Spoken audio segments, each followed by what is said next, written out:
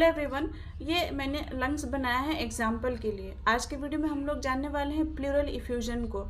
Pleural effusion commonly जो है फेफड़ों में पानी भर जाना, उसके डिटेल्स जानेंगे और उसके बचाव जानेंगे, होम्योपैथिक इफेक्टिव मेडिसिन भी जानेंगे। तो वीडियो को एंड तक बने रहिएगा। चलिए वीडियो को स्टार्ट करते हैं। सपोज ये लंग्स है, इसके ऊपर जो प्लूरल कैविटीज होते हैं जिसमें नॉर्मल कंडीशन में 15 से 20 ml फ्लूइड होता है जिसे कहते हैं प्लूरल फ्लूइड। सो वो फ्लूइड जो होता है लंग्स को प्रोटेक्शन देता है, इंजरी से बचाता है। कोई भी कंडीशन से वो फ्लूइड जो है बढ़ जाता है तो उसे हम लोग प्लूरल इफ्यूजन कहते हैं। प्लूरल इफ्यूजन जो होता है दो टाइप का होता है, ट्रांसुडेटिव एंड एक्सुडेटिव। ट्रांसुडेटिव मतलब कि एक्सेस आईवी इन्फ्यूजन हुआ है उस कंडीशन में, एनीमिया के कंडीशन में, या साथ ही साथ ट्रांसुडेटिव कंजेस्टिव हार्ट फेलियर के वजह से हो सकते हैं, लीवर सिरोसिस के वजह से हो सकते हैं। एक्सुडेटिव में कहें तो जो फ्लूइड होता है वो रिब्स इंजरी के वजह से या फिर निमोनिया की वजह से या ट्यूबरकुलोसिस इन्फेक्शन के वजह से, इस कंडीशन में जो है एक्सुडेटिव फ्लूइड बढ़ जाता है। इजीली समझना है तो ट्रांसुडेटिव फ्लूइड जो होता है, नॉर्मली जो फ्लूइड रहता है प्लूरल कैविटी में उसी फ्लूइड का एक्सेस बढ़ जाना, और एक्सुडेटिव जो फ्लूइड होता है उसमें कुछ पस सेल मिलेंगे इन्फेक्शन के वजह से, टॉक्सेमिया के वजह से, कुछ बैक्टीरियल इन्फेक्शन के वजह से, तो पस सेल मिल सकते हैं, इन्फ्लामेटरी सेल मिल सकता है, कुछ प्रोटीन मिल सकते हैं, WBC सेल्स, RBC सेल्स मिल सकते हैं। अब इसके जो ये हम लोग जान लिए इसके फ्लूइड के बारे में।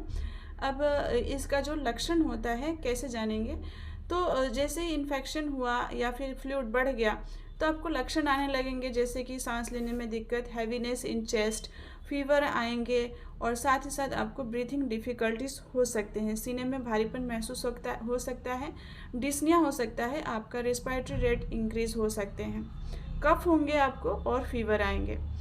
और जैसे ही इसका clinical examination, diagnosis, sign symptoms देखते हैं तो उसमें देखा जाता है कि डलनेस महसूस होता है। ये कुछ लक्षण थे।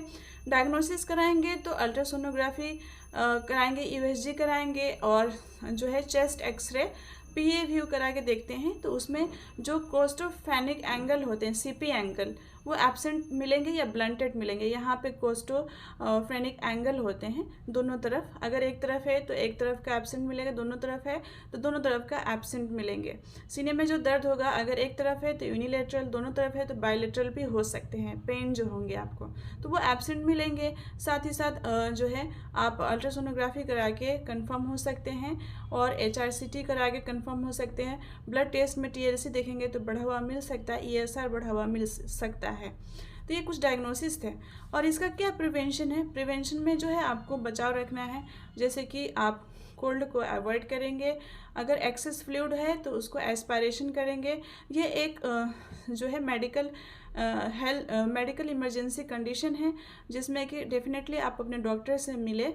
एक्सेस फ्लूइड बने हैं तो उसका में भी एस्पायरेशन कराया जा सकता है, और साथ ही साथ इसका vitamin C, protein rich diet लेना होगा, बेड रेस्ट लेने पड़ेंगे, या फिर IV इन्फ्यूजन लेना पड़ सकता है। अब आते हैं होम्योपैथिक सॉल्यूशन पे।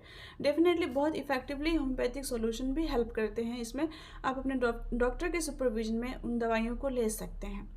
तो सबसे पहले इसमें एकोनाइट की बात कर लेते हैं। ऑल ऑफ ए सडन आपको चेस्ट में जो है प्लूरल इफ्यूजन की कंडीशन है, चेस्ट पेन हो रहे हैं और आपको लगता है वो बहुत ज़्यादा चेस्ट पे दबाव है, ऑपरेशन है, और ब्रीथिंग डिफ़िकल्टीज हो रहे हैं, एंजाइटी है, घबराहट हो रहे हैं, आप बहुत ज़्यादा परेशान हो गए हैं, तो कफ भी हो रहे हैं, ड्राई हैकिंग कफ हो रहे हैं, तो aconitum going to help you. बहुत ही इफ़ेक्टिव है ये मेडिसिन, आप इसे ले सकते हैं। और हैकिंग होंगे आपको सीने में, रात में जो है आपको एग्रावेशन हो सकता है। अगली मेडिसिन की बात करें, ब्रानिया।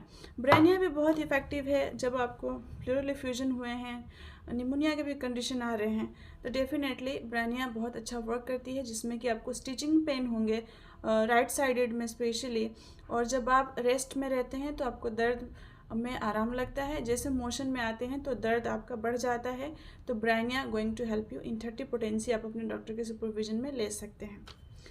एक और मेडिसिन है रेनोन्कुलस बल्बोसस। जब आप चलते हैं, मूवमेंट करते हैं या टर्न करते हैं, पोजीशन बदलते हैं और मूविंग कंडीशन, मोशन में रहते हैं तो आपको दर्द होते हैं, स्टिचिंग पेन होते हैं, सीने में बहुत ज़्यादा आपको इंटरकोस्टल जो रीजन है वहाँ दर्द होते हैं, तो रेनुनकुलस 30 पोटेंसी में बहुत अच्छा वर्क करती है। इस तरीके से काली बाइक्रोम एक और मेडिसिन आती है 30 पोटेंसी में, आपको लेना है जब पेशेंट आपको कहता है अपने फिंगर से कि यहाँ दर्द हो रहा है, पॉइंट करेगा और साथ ही साथ वो पेन जो है रेडिएटिंग हो रहा है, कभी यहाँ हो रहा है कभी वहाँ हो रहा है, और वो डिसअपियर एंड अपीयर होगा, दर्द आएंगे तुरंत गायब भी हो जाएंगे, तो बहुत अच्छा वर्क करती है। और सीने में रैटलिंग साउंड महसूस होगा, लगेगा कि जकड़न है, घरघराहट है, तो काली बाइक्रोम बहुत अच्छा काम करती है। एक और मेडिसिन आती है काली कार्ब। काली कार्ब में भी पेन जो होंगे, स्टिचिंग पेन होंगे सीने में, और जो है रेस्ट से उसका पेन और बढ़ जाएगा, और जिस तरफ उसको दर्द हो रहे हैं अगर उस तरफ लेटा तो उसको उस तरफ और दर्द होंगे, तो kali carb going to help you. तो आई थिंक ये मेडिसिन थे बहुत ही इफेक्टिवली एंड अच्छे जो रिजल्ट्स देते हैं, आप अपने डॉक्टर के सुपरविजन में ले सकते हैं, सेल्फ मेडिकेशन ना करें। So that's all for today. I hope ये वीडियो आपके लिए इन्फॉर्मेटिव था। If it is then please like, subscribe and share. Take care.